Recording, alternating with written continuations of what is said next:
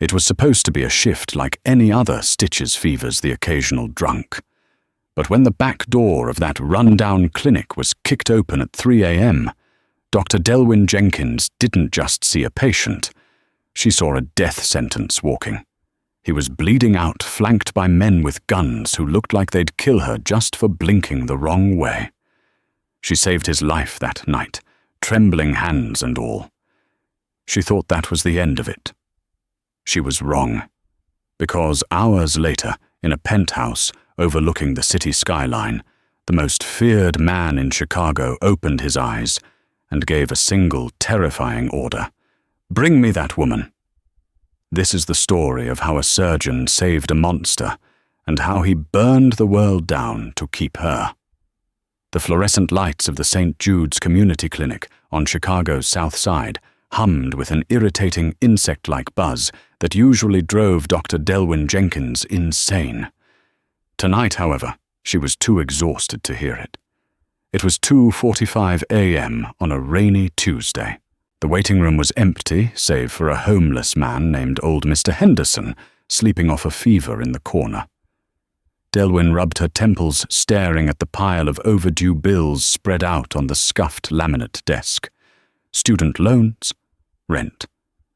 But the biggest one, the one that made her chest tight every time she looked at it, was the invoice from the oncology center for her brother, Toby.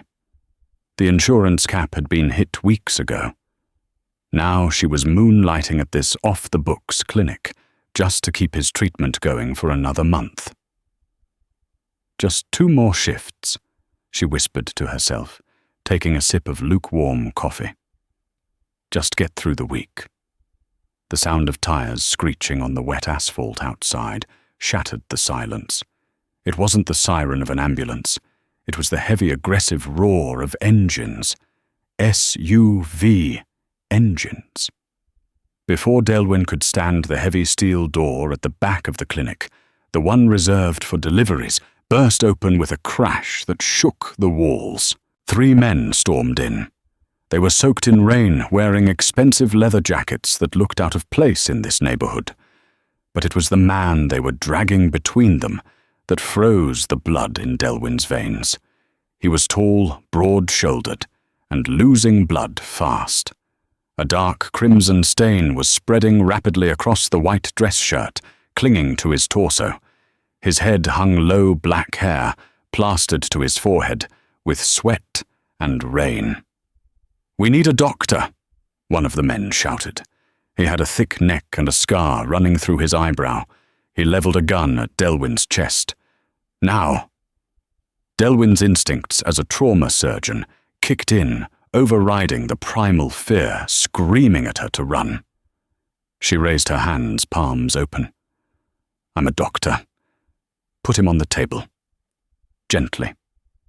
They hauled the man onto the solitary examination bed.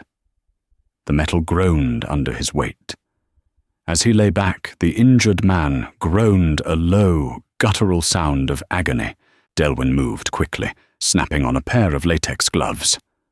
"I need you to holster that weapon if you want him to live," she said, her voice surprisingly steady. "I can't operate with a gun in my face."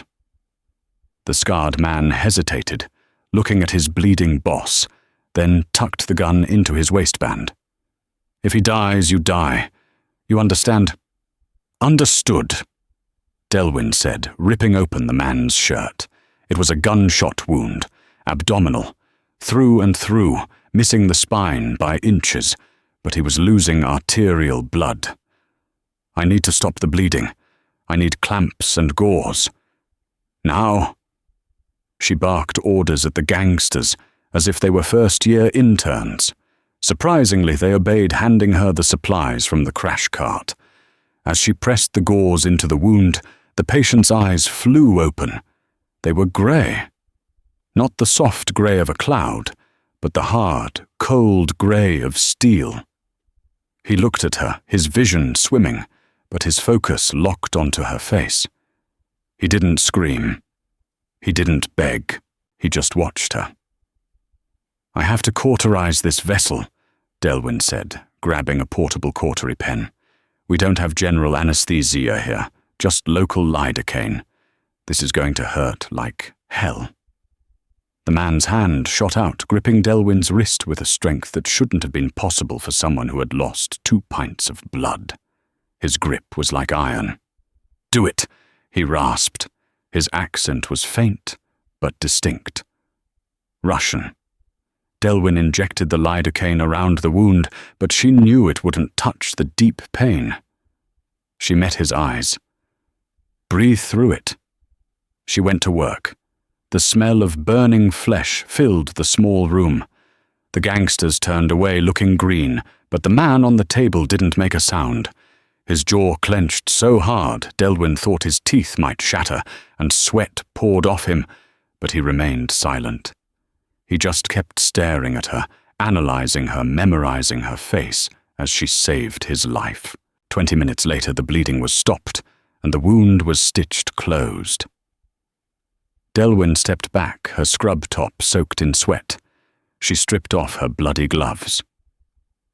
"He needs a hospital," she said, her voice trembling now that the adrenaline was fading. "He needs a transfusion and antibiotics." "No hospitals," the scarred man grunted. He moved to the table. "We leave now." "He could go into septic shock," Delwyn argued, stepping between the gangster and the patient. "He needs rest." The man on the table sat up. He swayed his face, ashen, but he pushed himself off the bed. He looked down at Delwyn. He was towering over her, at least 6'3". He reached into his jacket pocket. Delwyn flinched, thinking it was a weapon, but he pulled out a thick stack of $100 bills. He dropped them onto the bloody tray of instruments. The bills instantly soaked up the red fluid. "For the silence," he said. His voice was deep, rough like gravel. He turned to his men. "Let's go." They supported him as they walked out the back door, disappearing into the rainy night as quickly as they had arrived. Delwyn stood alone in the silence of the clinic, the hum of the lights returning. She looked at the money. It was covered in blood. There was easily $10,000 there, enough to pay for Toby's treatment for 2 months. She sank to the floor, hugging her knees, shaking uncontrollably. She had just treated a ghost. She prayed she would never see those steel-grey eyes again. 2 days later, the terror of that night felt like a fever dream. Delwyn was back in her real world, the pristine, sterile hallways of Northwestern Memorial Hospital in downtown Chicago. Here she wasn't the scared girl in a back-alley clinic. She was Dr. Jenkins, a respected third-year surgical resident. She was scrubbing out after a 6-hour cholecystectomy when her pager beeped. "Chief of Surgery. My office. Now."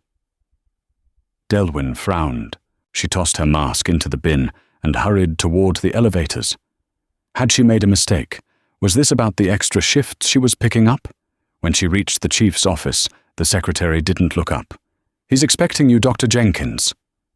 Delwyn knocked and entered. "Dr. Evans, you paged." She stopped dead. Dr. Evans, a man who usually commanded the room with an ego the size of the hospital, was sitting behind his desk, looking pale and small. Standing by the window, looking out at the Chicago skyline, was a man in a black suit. He turned around. It was the man with the scar. The one from the clinic. Delwyn's heart hammered against her ribs. She took a step back, her hand reaching for the doorknob. I think I'm in the wrong room." "Sit down, Dr. Jenkins," Dr. Evans said, his voice cracking. "Please." The scarred man stepped forward. "Dr. Evans has kindly agreed to lend you to us for a consultation." "I don't do private consultations," Delwyn said, her voice tight. "I'm on shift." "Your shift is over," the man said. "And Dr. Evans has already approved your leave of absence, indefinite." Delwyn looked at her boss. He refused to meet her eyes. "Delwyn, just go with Mr. Petrov. It's for the best." Petrov, the name sounded heavy.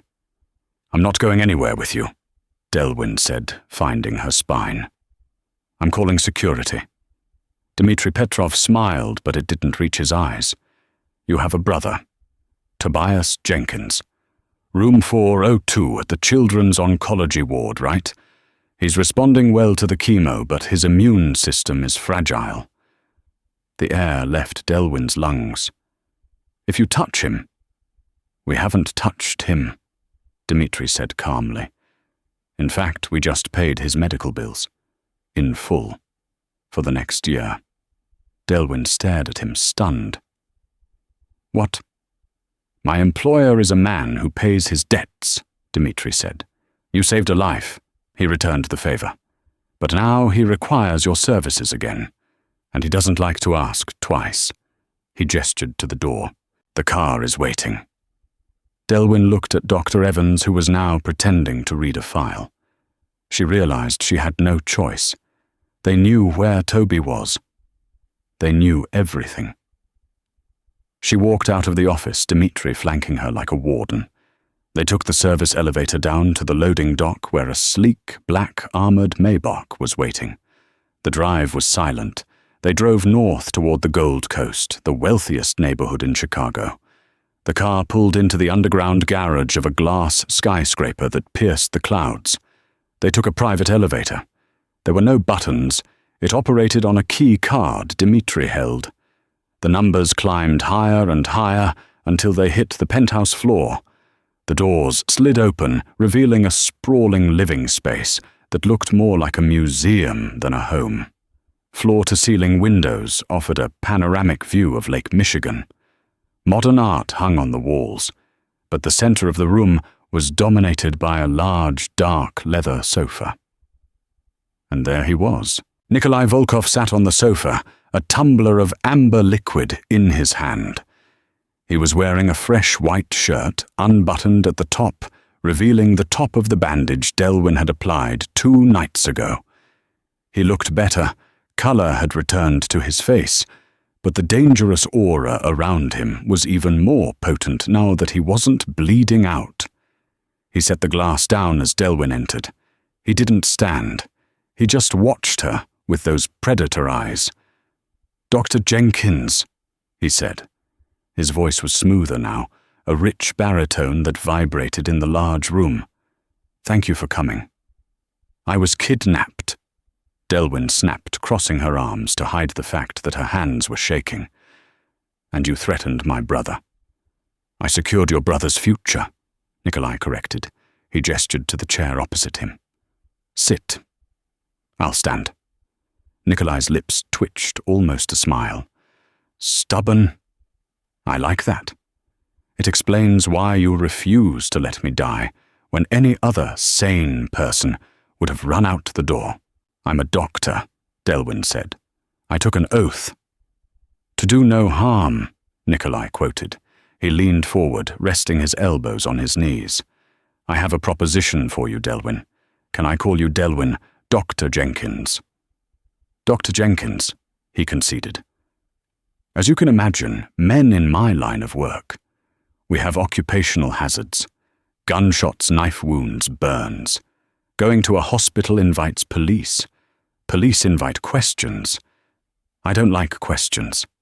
He stood up then, wincing slightly as his wound pulled.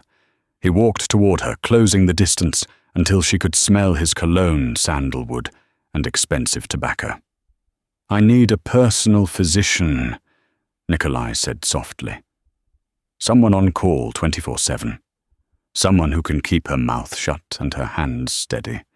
I saw your work. You have steady hands." "I already have a job," Delwyn said, holding her ground, though her neck strained to look up at him. "You have a job that pays you peanuts while you drown in debt," Nikolai countered.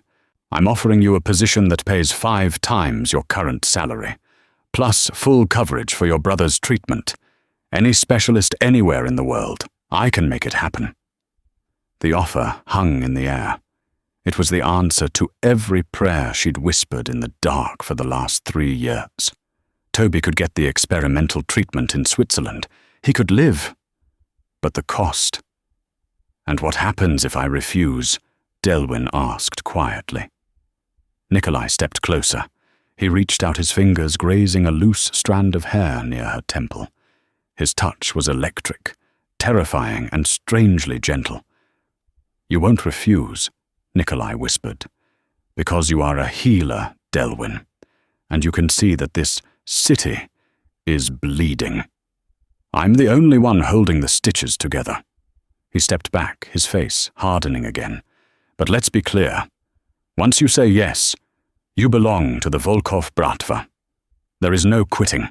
There is no retirement. You are ours." He extended his hand. "So, Dr. Jenkins, do we have a deal?" The handshake felt less like an agreement and more like a sentence. Within 48 hours, Delwyn's life had been dismantled and reassembled. Her apartment was sublet. Her shift rotation at the hospital was indefinitely suspended, with pay. And Toby? Toby was moved to the Zurich suite at St. Jude's, a room that looked more like a hotel than a hospital, with 3 specialists assigned solely to his case. Delwyn stood in the center of her new bedroom in the Volkov penthouse. It was massive, decorated in cool creams and greys, with a walk-in closet filled with clothes that fit her perfectly, a detail that was both convenient and deeply unsettling. She wasn't a guest. She was a possession. For the first week, she barely saw Nikolai. She was kept busy treating the staff, a driver with a broken nose from a boxing match, a bodyguard with a knife slash across his forearm from a cooking accident. They lied to her faces, and she stitched them up without asking questions, just as she promised. She was the invisible doctor, the ghost in the hallway. But on the 7th night, the summon came. It was 2 a.m. Delwyn was awake, studying Toby's latest blood work charts on her tablet, when a soft knock echoed on her door. It wasn't Dmitri, the scarred bodyguard who usually fetched her. She opened the door to find Nikolai himself. He wasn't wearing his armor, the tailored suits and crisp shirts. He was wearing grey sweatpants and a black t-shirt that was soaked through with sweat. His face was pale, his eyes feverish. "I need you," he gritted out, leaning heavily against the doorframe. Delwyn dropped her tablet and rushed to him, instinctively sliding her arm under his shoulder to support his weight. He was burning up. "You're septic," she said, her voice sharp with alarm. "I told you to rest. I told you the antibiotics needed time. I had business," he slurred as she guided him down the hall to his master suite. His room was dark, smelling of rain and iron. She helped him onto the massive bed. When she lifted his shirt, she hissed in frustration. The stitches she had placed a week ago were strained the skin around them, angry and red. He had been moving too much, fighting probably. "You're an idiot," she muttered, grabbing her medical bag from the nightstand where she'd been instructed to keep it. Nikolai let out a low, dry chuckle. "Careful, doctor. Men have been killed for less. If you die from an infection because you're too stubborn to sit still, I won't have a job or a brother." Delwyn snapped, uncapping a syringe of broad-spectrum antibiotics and a stronger painkiller. "So shut up and let me work." She cleaned the wound, her hands cool against his fevered skin. As she worked, she felt his eyes on her. The intensity of his gaze was heavier than the heat radiating from his body. "Why do you care?" he asked quietly. The delirium of the fever had stripped away his usual cold veneer. "I'm being paid to care," Delwyn said, focusing on applying a fresh bandage. "No." Nikolai reached out his hand, gripping her chin, forcing her to look at him. His thumb brushed her bottom lip. "You could have let me die that first night. You didn't know about the money then. You didn't know who I was." Delwyn pulled back her heart, hammering a frantic rhythm against her ribs. "I'm a doctor. We save people, even the bad ones." "Am I a bad one, Delwyn?" You kill people, Nikolai. I kill bad people. He corrected, his eyes closing as the morphine began to take hold. I keep the wolves away from the sheep. Sometimes to do that, you have to be the biggest wolf. He drifted into sleep, his hand falling from her face to the mattress. Delwyn stayed. She sat in the armchair in the corner of his room, watching his chest rise and fall until the sun came up over Lake Michigan. She told herself she was monitoring his vitals, but deep down she knew she was guarding him. The line between captive and caretaker was beginning to blur, and that terrified her more than any gun. The next morning, she woke up in the armchair with a blanket draped over her. Nikolai was gone. On the small table beside her was a cup of coffee, still hot, and a single note written in sharp, angular handwriting. The dress was a weapon. It was a floor-length gown of midnight blue silk, backless with a slit that ran up to her thigh. It fit like a second skin. When Delwyn looked in the mirror, she didn't recognize the woman staring back. The exhausted resident with bags under her eyes was gone. In her place was a woman who looked dangerous. Dmitri escorted her to the car. This time, Nikolai was already inside. He wore a tuxedo that cost more than her medical school tuition. When she slid into the seat, he stopped scrolling on his phone. His gaze started at her shoes and traveled slowly, agonizingly up to her eyes. The air in the car suddenly felt very thin. "Adequate," he said, though the darkness in his eyes said something entirely different. "Where are we going?" Delwyn asked, smoothing the silk over her lap. "The Petrov Gala," Nikolai said. "Ideally, we drink champagne, shake hands with corrupt politicians and leave. Realistically, stay close to me." "Why am I coming?" "Because Nailua." Nikolai looked out the window, his jaw tight. "Rumors are circulating that I am weak, that the gunshot wound slowed me down. I need to show them I am strong, and nothing projects power like having the most beautiful woman in the room on your arm." Delwyn felt a flush rise to her cheeks. "I'm a prop." "You are a distraction," he corrected, "and a safeguard. If something happens, I need a doctor I can trust." The gala was held at the Art Institute of Chicago. It was a sea of diamonds, black ties, and fake smiles. Delwyn felt the eyes of the room shift as they entered. Nikolai walked with a predatory grace, his hand resting possessively on the small of Delwyn's back. The heat of his palm burned through the thin silk. They moved through the crowd. Nikolai introduced her simply as Delwyn, leaving the nature of their relationship ambiguous. She saw fear in the eyes of the men who shook his hand and jealousy in the eyes of the women who looked at her. "Relax," Nikolai whispered in her ear, his breath tickling her neck. "You're stiff as a board." "I'm not used to being surrounded by sharks," she hissed back. "Just look at me," he said softly. "Forget them." For a moment, she did.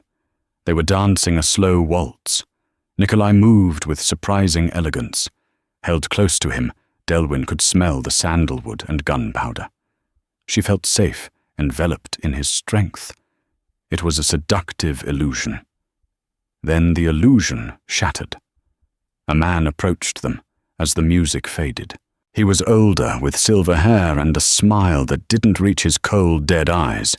This was Silas Thorne, the head of the rival Irish syndicate. "Nikolai," Silas boomed, extending a hand. "I heard you had a little accident recently." Nikolai didn't flinch. "Just a scratch, Silas. I barely felt it." Silas's eyes flicked to Delwyn. "And this is the nursemaid. Careful." Nikolai's voice dropped an octave, turning into a low growl. "She is not for you to speak to." "Of course," Silas smirked. "Enjoy the night, Volkov. It might be your last." He walked away, disappearing into the crowd. "We're leaving," Nikolai said instantly, his grip on Delwyn's waist tightening. "Now." They turned toward the exit, but they were halfway across the marble floor when the lights cut out. Darkness plunged the room into chaos. Screams erupted. Pop! Pop! Silenced gunshots. Down! Nikolai roared. He tackled Delwyn, throwing his heavy body over hers, just as a chandelier above them shattered, raining crystal shards like jagged hail. Chaos ensued.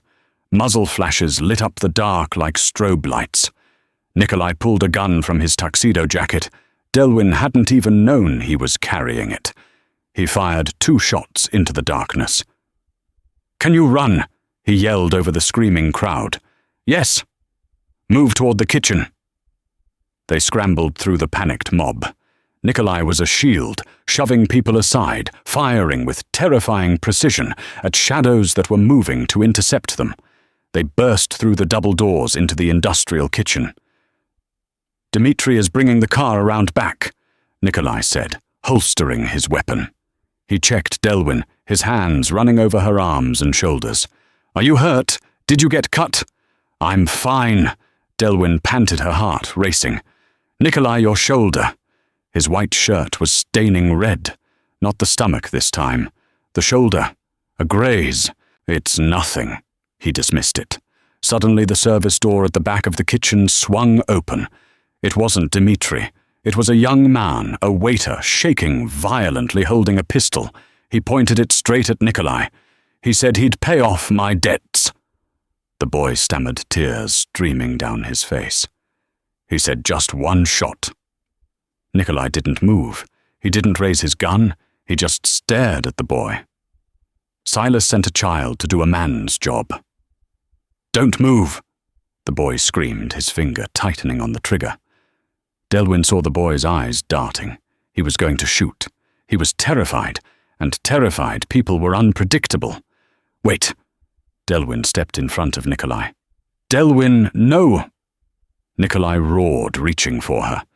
"You don't want to do this," Delwyn said, holding her hands up, stepping toward the gun. "Look at me. You're shaking. You're not a killer. If you pull that trigger, your life is over. Nikolai will kill you before you even see him move. But if you put it down, we walk away." The boy sobbed. "I owe them too much money." "I'll pay it," Delwyn said instantly. "I swear, just put the gun down." The boy hesitated. The barrel lowered an inch. That inch was all Nikolai needed. In a blur of motion, he lunged past Delwyn. He didn't shoot the boy. He grabbed the boy's wrist, twisted it until the gun clattered to the floor and slammed him against the stainless steel counter. "Nikolai, don't kill him!" Delwyn screamed. Nikolai had his hand around the boy's throat. The beast was out. His eyes were pure black rage. He looked at the boy, then at Delwyn. Delwyn, who was looking at him, not with fear, but with pleading. He snarled, releasing the boy, who slid to the floor, gasping for air. "Get out of here," Nikolai spat. "Run. If I see you in this city again, I will not miss." The boy scrambled out the door. Nikolai turned to Delwyn. He was breathing hard. "You stepped in front of a gun. I was de-escalating," Delwyn said, her voice trembling now. "You stepped in front of a gun for me." Nikolai grabbed her shoulders, shaking her slightly. "Are you insane? You are the asset. You are the one who is supposed to survive." "I'm not an asset, Nikolai," Delwyn yelled back, adrenaline making her reckless. "I'm the woman who saved your life. Twice now." Nikolai stared at her. The anger in his eyes shifted, morphed into something hotter, something more desperate. "You are going to be the death of me, Delwyn Jenkins," he whispered. And then in the middle of the chaotic kitchen, with sirens wailing in the distance, he kissed her. It wasn't a gentle kiss. It was a collision, a claiming. It tasted of violence and champagne and desperation. Delwyn should have pushed him away. She should have slapped him. Instead, her hands wound into his hair, pulling him closer. The kiss ended as abruptly as it began. Nikolai pulled back his chest, heaving, his eyes searching hers for a reaction. Fear, disgust, regret. He found only confusion and a lingering heat that matched his own. "We need to go," he said, roughly, his voice dropping back into command mode. He grabbed her hand, interlacing his fingers with hers. It was a small, intimate gesture that felt more significant than the kiss. Dmitri was waiting at the service entrance, the armored SUV idling. He took one look at Nikolai's grazed shoulder, and Delwyn's disheveled hair, and his jaw tightened. "Thorn?" Dmitri asked as they sped away into the night. "Thorn," Nikolai confirmed. "He made his move. Now we make ours." The drive back to the penthouse was different this time. The silence wasn't tense. It was heavy with unspoken words. Delwyn looked at Nikolai's hand still resting on his knee, inches from hers. She had crossed a line. She had kissed the monster. And God help her, she wanted to do it again. When they arrived at the penthouse, the atmosphere was suffocating. Security was tripled. Men with assault rifles stood by the elevators and on the balcony. "Go to your room," Nikolai told Delwyn. "Lock the door. Do not come out until I come for you." "Nikolai." "Do as I say, Delwyn," he roared. It was the first time he had raised his voice at her in anger. "This isn't a game anymore. We are at war." Delwyn retreated to her room, but she didn't sleep. She paced, listening to the muffled shouts and ringing phones from the study down the hall. Hours passed. Around 4 a.m., the door clicked open. Nikolai stood there. He had changed into tactical gear, black cargo pants, a fitted black shirt, a holster strapped to his thigh. He looked like a soldier ready for battle. "Pack a bag," he said quietly. "What, why?" "Thorn knows where we are. He has bought off the police. He has bought off the building security. We are compromised." "Where are we going?" "A safe house. Outside the city. Move fast, Delwyn. We have 5 minutes." Delwyn grabbed a backpack, stuffing it with medical supplies and a change of clothes. When they reached the private elevator, alarms started blaring throughout the building. Fire alarm. "They're flushing us out," Nikolai cursed. "Dmitri, plan B." Dmitri nodded and pressed a sequence of buttons on the elevator panel. The car didn't go down to the garage. It went up. "The roof?" Delwyn asked, panic rising. "Helicopter," Nikolai said. "It's the only way out." They burst onto the rooftop. The wind was howling, whipping Delwyn's hair across her face. A sleek black helicopter was spooling up on the pad, its rotors slicing the air. But they weren't alone. The door to the stairwell burst open. 4 men in tactical gear poured out, weapons raised. They weren't police. They were Thorn's hit squad. "Get to the chopper," Nikolai yelled, shoving Delwyn toward the aircraft. He turned, raising his own weapon, and opened fire. The sound was deafening. Delwyn scrambled into the helicopter, Dmitri pulling her inside. She looked back. Nikolai was taking cover behind an HVAC unit trading fire with the 4 men. He dropped one, then another. But one of the gunmen flanked him. "Nikolai!" Delwyn screamed. He saw the movement too late. A bullet caught him in the leg.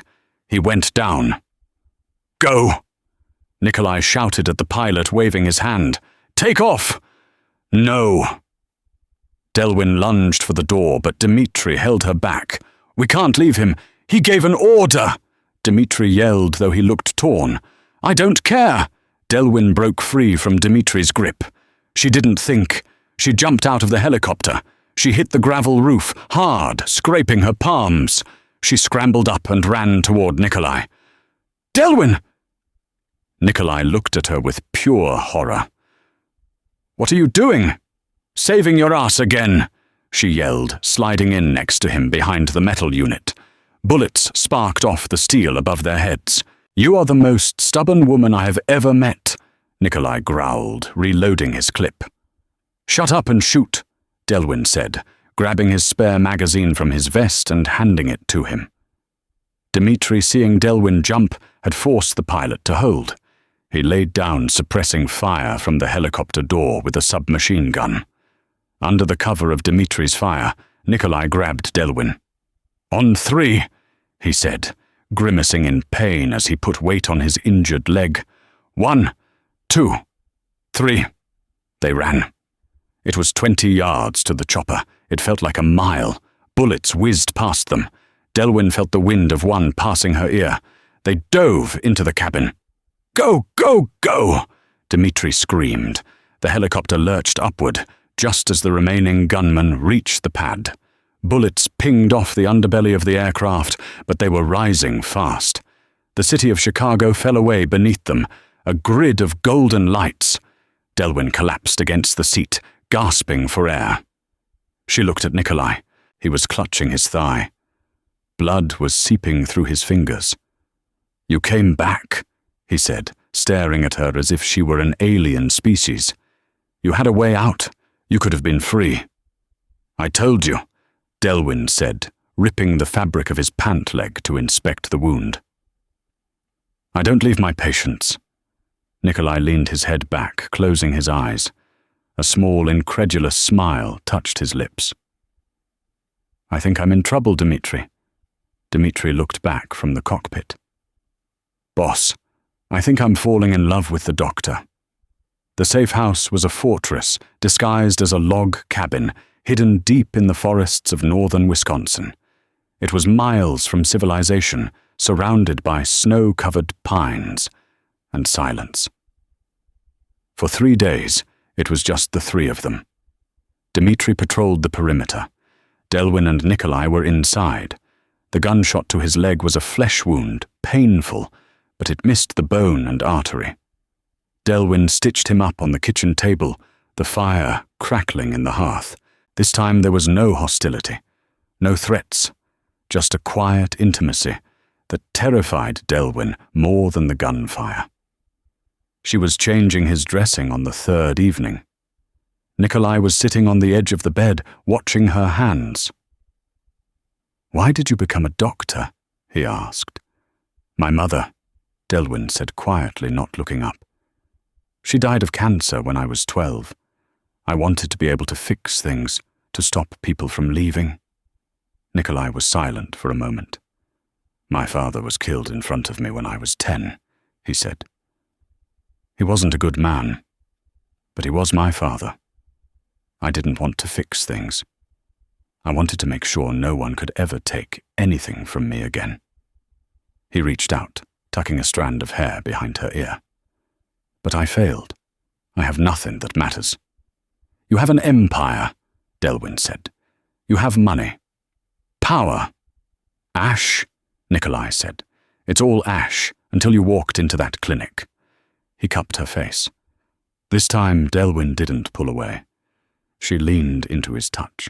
"Delwyn," he whispered, "run away with me. Not back to Chicago. We have money in accounts they can't touch. We can go to Italy, Bali, anywhere. We leave the Bratva. We leave the war."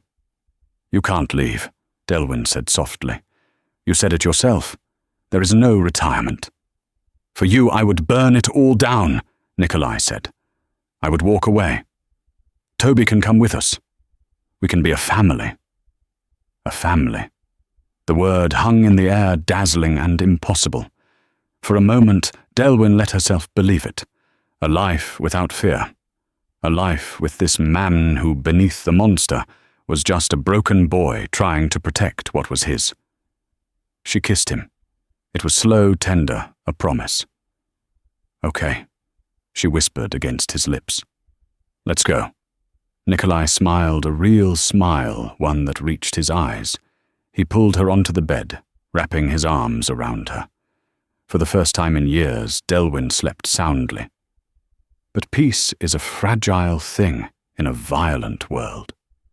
The next morning, Delwyn woke up to the sound of a scream. She bolted upright. Nikolai was already out of bed, his gun in hand. "Dimitri!" Nikolai called out. Silence, then a ringtone. Delwyn's phone. She picked it up from the nightstand.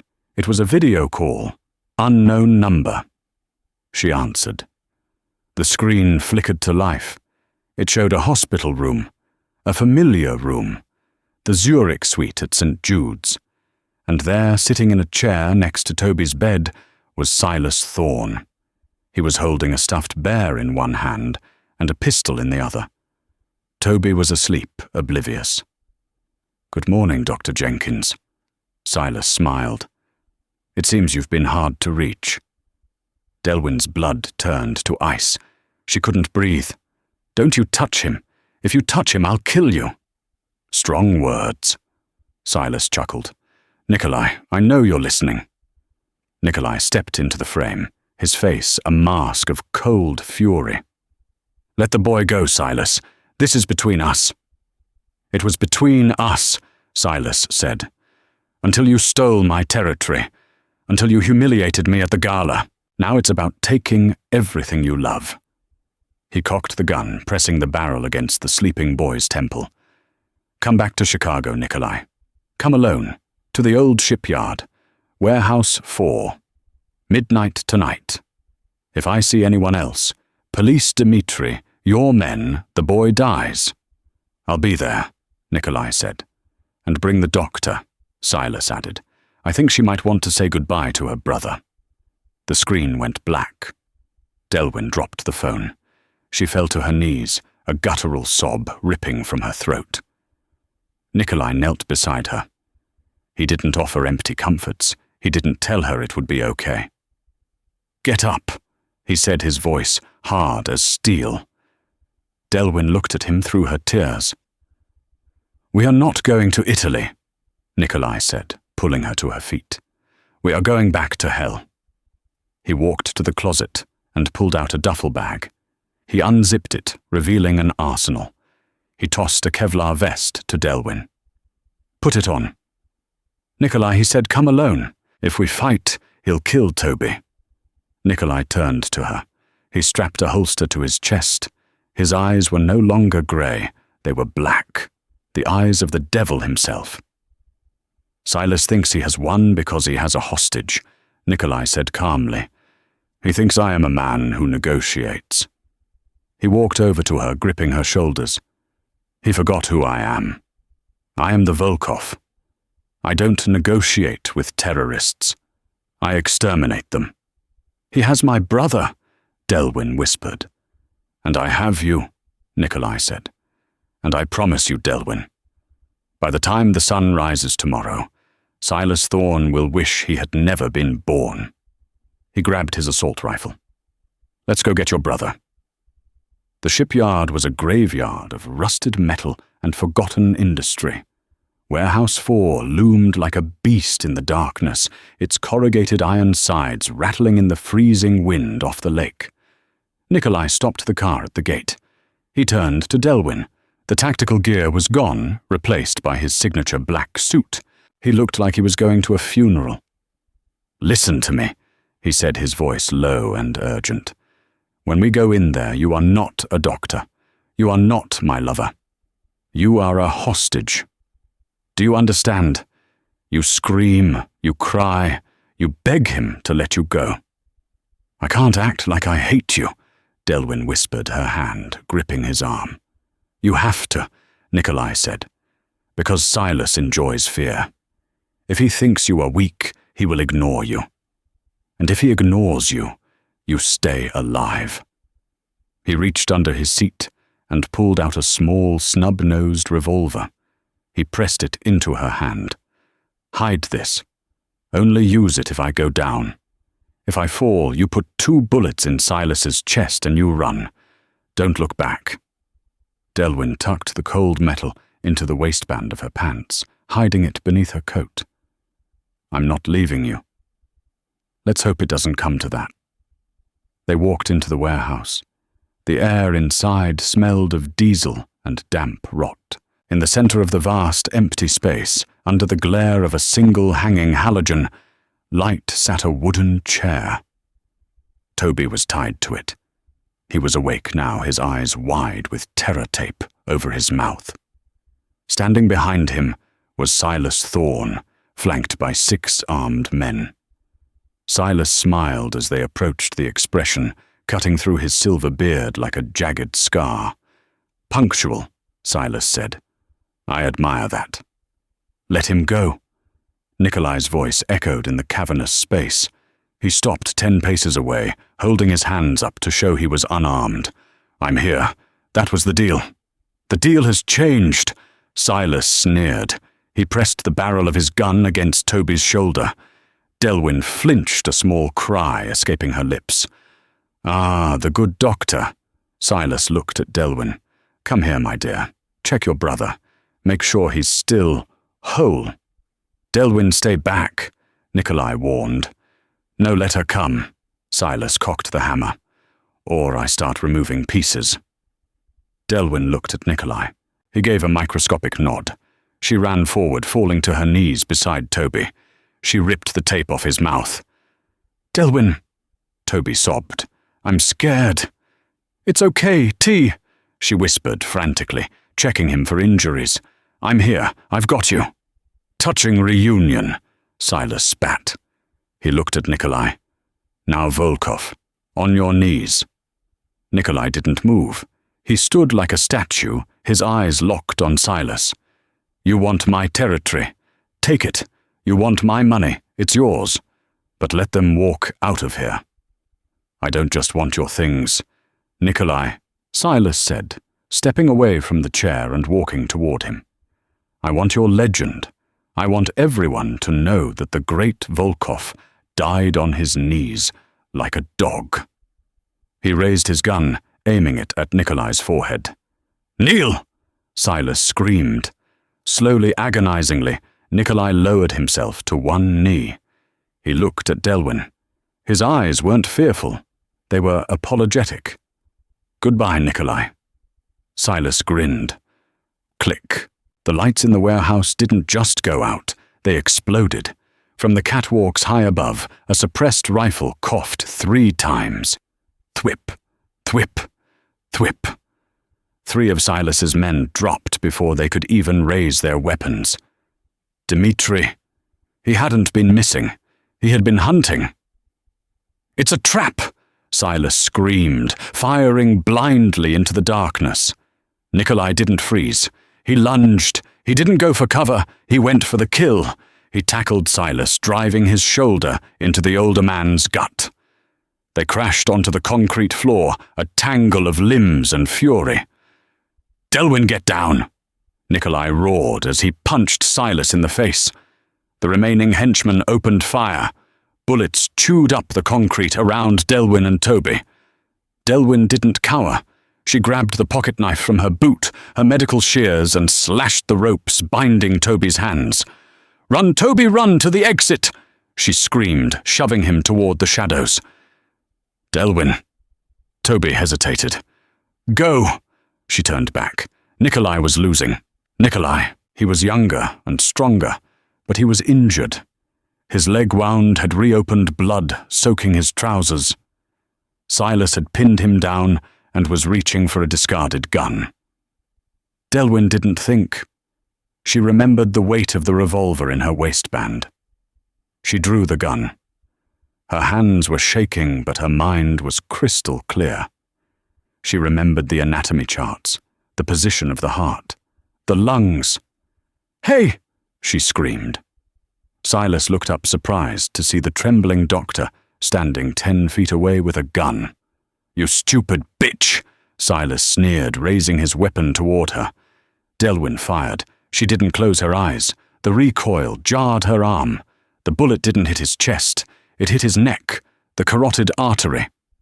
Silas froze. His hand flew to his throat, but it was useless. Blood sprayed between his fingers. He made a gurgling sound, his eyes wide with shock, and collapsed sideways off of Nikolai. Silence fell over the warehouse, broken only by the heavy breathing of the survivors. Dmitri rappelled down from the catwalk, his rifle slung over his shoulder. He checked the bodies of the henchmen efficiently. "Clear," he announced. Nikolai pushed himself up. He was battered, bleeding, and bruised, but alive. He looked at the dead body of Silas Thorne, then at Delwyn. He walked over to her. She was still holding the gun, staring at what she had done. Gently, he pried the weapon from her fingers. He took her face in his hands. "You saved me," he whispered, his forehead resting against hers. Again. "Is it over?" Delwyn asked, her voice cracking. Nikolai looked around at the carnage. He looked at the sirens flashing blue and red against the high windows of the warehouse. The police were coming. "Not yet," Nikolai said. He turned to Dmitri. "Is everything ready?" "The boat is waiting at the dock," Dmitri said. "Passports, cash, the medical equipment for the boy." Nikolai turned back to Delwyn. "They will find bodies here tonight. They will find Silas, and they will find Nikolai Volkov." Delwyn frowned. "What?" Dmitri tossed a lighter to Nikolai.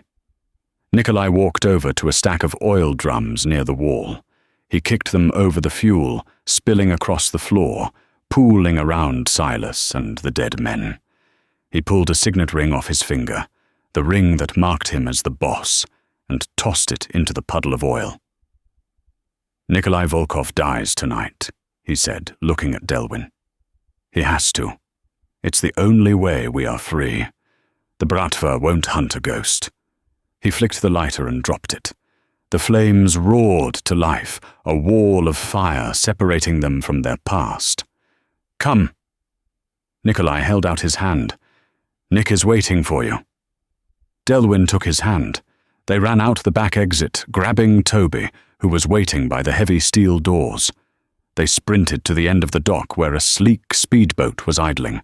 They jumped in as the warehouse behind them turned into an inferno, the flames reaching up to lick the night sky, as the boat tore across the black water of Lake Michigan, putting miles between them and the burning city.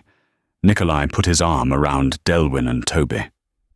He looked back at the fire one last time, watching his empire burn. Then he looked at Delwyn. The steel grey of his eyes had softened, warming like the dawn that was breaking over the horizon. "Where are we going?" Toby asked, shivering under a blanket. Nikolai smiled. "Somewhere the snow doesn't fall, kid. Somewhere warm." He kissed Delwyn's temple. "Bring me that woman," he whispered, echoing the words that had started it all. "And I will give her the world." And just like that, the monster of Chicago died in the flames, and a man named Nick was born from the ashes. It's a reminder that sometimes love isn't about finding someone who fits into your world. It's about finding someone worth burning your world down for. Delwyn didn't just treat a wound that night. She healed a soul. If this story had you on the edge of your seat, or if you're just a sucker for a redeemed villain, please hit that like button. It really helps the channel grow. Don't forget to share this video with a friend who loves a good romance thriller, and subscribe and turn on the notification bell so you never miss the next part of our storytelling saga.